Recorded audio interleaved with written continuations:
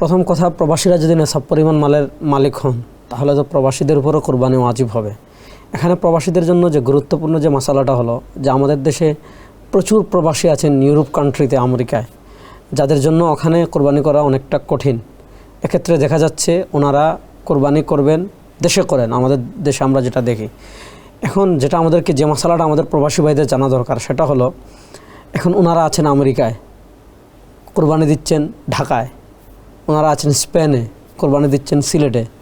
তাহলে প্রশ্ন হলো, দেখা যাচ্ছে পৃথিবীর এমন কিছু কান্ট্রি আছে, ধরুন জাজিরাতুল আরব, মধ্যপ্রাচ্য, তাদের কোরবানি তো আমাদের একদিন আগে হয়, অথবা কিছু রাষ্ট্রে আছে কোরবানি আমাদের একদিন পরে হয়।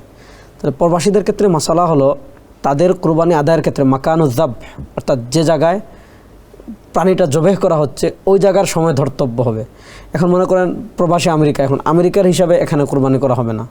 প্রবাসী সৌদি আরবের হিসাবে আগের দিন কোরবানি করা হবে না, বরং যেই জায়গায় পশুটা জবেহ করা হচ্ছে ওই জায়গায় যেদিন আইয়ামুন নাহার হবে এবং ঈদের নামাজ হবে, ঈদের নামাজের পরে ওই জায়গার হিসাবে আপনি পশু কোরবানি করবেন, প্রবাসীরা যেই দেশে আছেন ওই হিসাবে না।